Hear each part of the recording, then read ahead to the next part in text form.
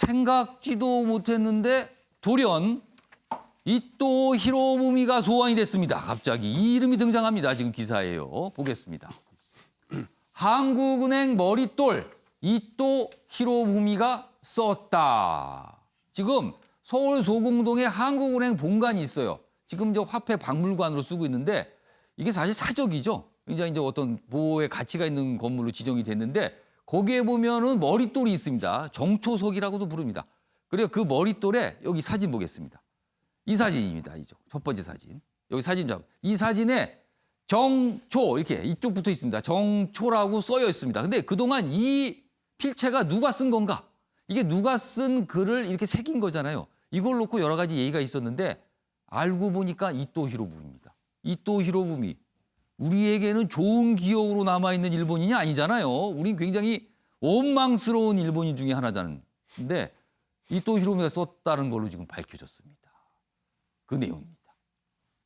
문화재청 이토 히로부미가 쓴 게 맞다 확인을 했습니다. 고증을 거쳐서 자 그렇다면 이게 어떻게 보면은 이걸 그냥 둬야 됩니까? 이런 내용이 또 나올 수가 있는 거예요. 그래서 이 부분에 대해서 철거 여부가 관심이다. 뭐 이런 내용까지 좀 있습니다.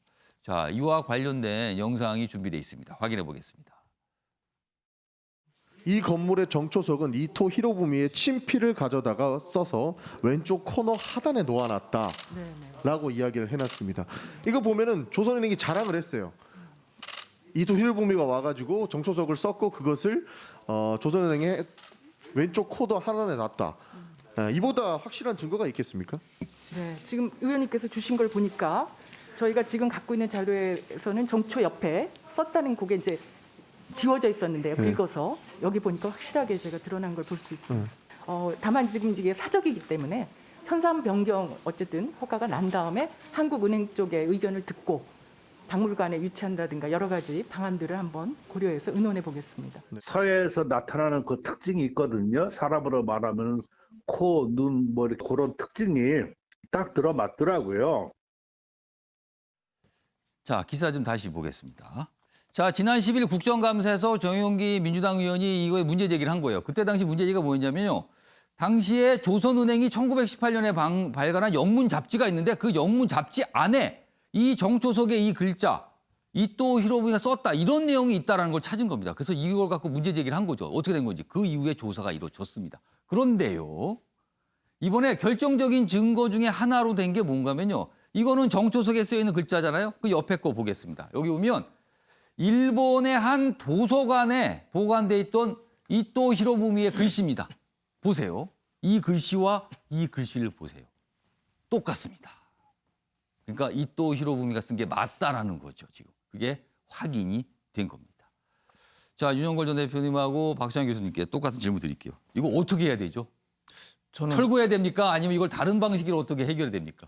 저는 뭐 그 유물에 대해서는 좀 신중하자는 입장이거든요. 예. 중앙청 저는 부술 때도 내심 그걸 좀 역사적으로 좀 아무리 침략의 상징이지만 놔두자. 저는 그런 생각을 했던 사람이고 반일보다는 우리가 그 길 일본이 이기는 쪽으로 가야 된다는 입장이지만 이토 히로부미 저런 거는 저거는 당장 버려야 된다고 봐요. 네, 저게 뭐 문화적인 가치가 있는 것도 아니고 지금 사적이라는데 이토 히로부미는 안중근 의사가 그 저격했잖아요. 예. 우리 일본에서는 영웅이에요. 근대화의 영웅. 좀 한국에서는 을사늑약부터 고종하고 어떻게 보면 짜고 우리나라 팔아먹고 뺏어간 어떻게 보면 우리 침략의 원흉이거든요. 우리 근대사가 여태까지 이렇게 오염되고 흔들리는 게 저 이토 히로부미 같은 침략자 때문에 우리가 피해를 받은 거거든요. 그 별다른 작품 가치도 없는데 저는 당장 쓰레기통에라도 버렸으면 좋겠습니다. 이 돌 자체를 그냥 뽑아버려야 된다고 뽑아버려도 당장 없어요. 아니면 이거 이 글자를 저게. 지워버리면 어떨까요? 이거를 쪼개서. 저는 하여튼 뭐 쪼개든지 없애든지 저 하여튼 당장 저는 내버리라 이렇게 저는 권하고 싶습니다. 버려라. 이렇게 단호하게 말씀하셨어요. 박시환 교수께서는 어떻게 해야 된다고 보세요? 이 문제. 예를 들어 이렇게 얘기를 해볼게요. 만약에 김일성이 저 글씨를 썼다. 그러면 어떻게 됐을까? 아직까지 남아 있을까요? 그게 한국은행 아니라 뭐 중앙청의 해협판이라도 아마도 없어지지 않았을까 싶습니다. 그러니까 우리가 그 상징성을 갖는 거예요. 아까도 말씀하셨지만 이토 히로부미라고 하는 사람은 대륙 침탈, 일본 제국주의의 상징적인 인물입니다. 예. 우리가 36년 동안 식민 통치를 당하고 그랬던 고통의 원흉 중에 한 명인데 그 사람의 글씨가 아직까지 남아 있다라고 하는 것은 마치 우리 국민들이 6.25 전쟁의 민족상잔의 예. 책임자 중에 한 명인 김일성을 원망하는 것 같이 그런 글씨가 남아 있다면 아마 지금 없을 거거든요. 그런 측면에서 보면 있는 것 자체가 밝혀졌다면 당연히 이동을 해서 예.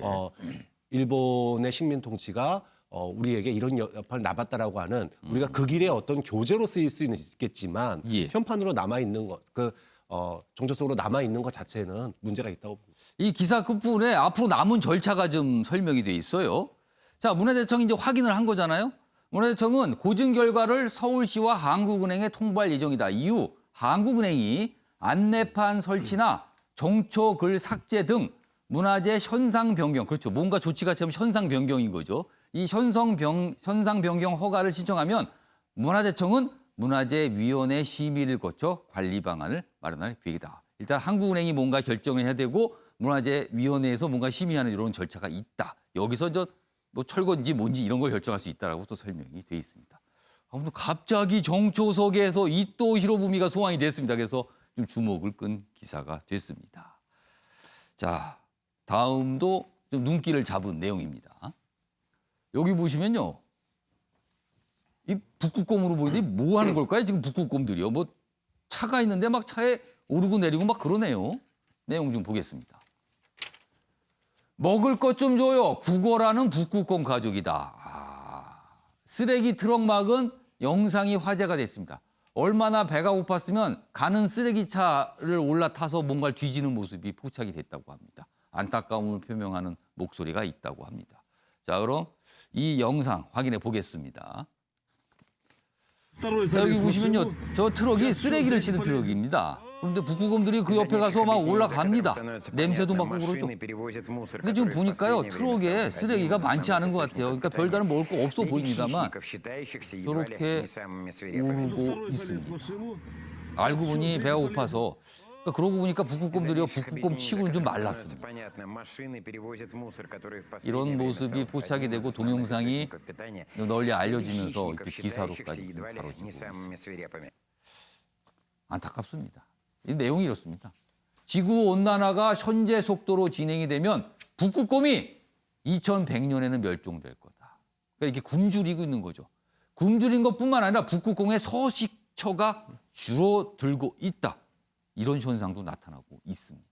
또 이렇게 기사로 다뤄지고 있습니다.